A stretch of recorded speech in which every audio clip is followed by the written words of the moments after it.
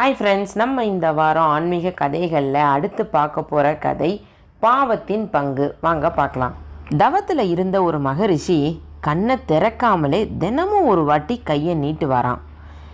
அவர் கையில் யாராவது எதையாவது கொடுத்தா என்ன ஏதுன்னு பார்க்காம அப்படியே சாப்பிட்ருவாராம்.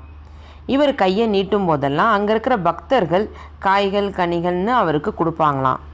ஒரு நாள் அந்த நாட்டோட அரசன் வேட்டைக்கு வராரு. அன்னைக்கு மகரிஷியை சுற்றி எந்த பக்தர்களுமே இல்லை.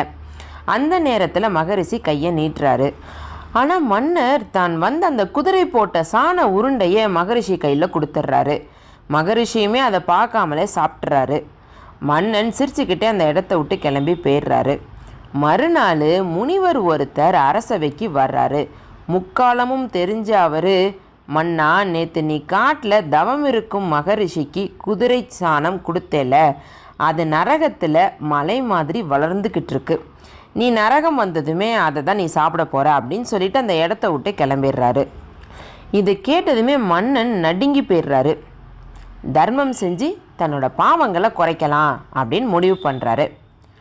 அரண்மனை நந்தவனத்தில் ஒரு குடிசை அமைக்கிறாரு. அங்கே தான் அவர் தங்குறாரு. இளம் பெண்களெல்லாம் வரவழைச்சி திருமணத்துக்குரிய நகை பணம் கொடுத்து பாவம் செய்கிறதின் கெடுதலை பற்றி எடுத்து சொல்லி அனுப்பிச்சி வைக்கிறாரு.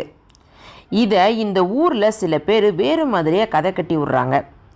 மன்னன் இளம் பெண்களை தவறான நோக்கில் வர வைக்கிறாரு, தவறுக்கு கூலியாக நகை பணம் கொடுத்து அனுப்புகிறாரு அப்படின்னு சொல்லிடுறாங்க.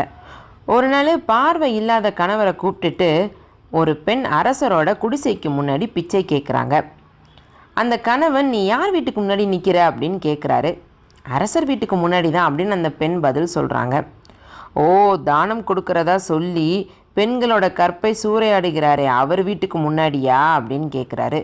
வேகமாக அந்த பெண் வந்து அவரோட வாயை பொத்துறாங்க. என் கற்பின் சக்தியால் நான் 3 காலத்தையுமே உணர்ந்தவள் அப்படிங்கிறது உங்களுக்கு தெரிஞ்ச விஷயம். இந்த மன்னன் ஒரு மகரிஷிக்கு குதிரை சாணத்தை கொடுத்துருக்கிறாரு. அது நரகத்தில் மலை வளமாக குவிஞ்சு இவர் சாப்பிட்றதுக்கு தயாராக இருந்தது. இந்த விஷயம் இவருக்கு தெரிய வந்ததுமே இவர் கன்னி பெண்களுக்கு தர்மம் செஞ்சு நல்ல போதனைகளை செஞ்சுட்டு வராரு. ஆனால் இவரை பற்றி தவறாக பேசி இவருக்காக குவிக்கப்பட்டிருந்த அந்த சாண மலையில் ஒவ்வொரு பகுதியாக ஒவ்வொருத்தரும் பங்கிட்டு எடுத்துக்கிட்டாங்க. கடைசி பகுதி மட்டும் பாக்கி இருந்தது. இன்றைக்கி இவரை பற்றி நீங்கள் தப்பாக பேசி அதை நீங்கள் எடுத்துக்கிட்டீங்க.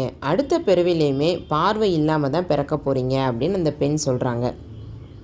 தவறு செஞ்சவங்க தன் தவறை திருத்தி கொள்ளும் முயற்சியில் இருக்கும்போது தேவையே இல்லாமல் அவங்கள பற்றி தப்பாக விமர்சிக்கவே கூடாது.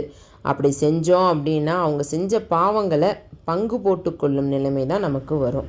ஹாய் ஃப்ரெண்ட்ஸ், உங்களுக்கு இந்த கதை பிடிச்சிருந்தது அப்படின்னா உங்கள் ஃப்ரெண்ட்ஸ் கூட ஷேர் பண்ணுங்கள், லைக் பண்ணுங்கள். விருதை பொண்ணு சேனலை சப்ஸ்கிரைப் பண்ணுங்கள். நன்றி, வணக்கம்.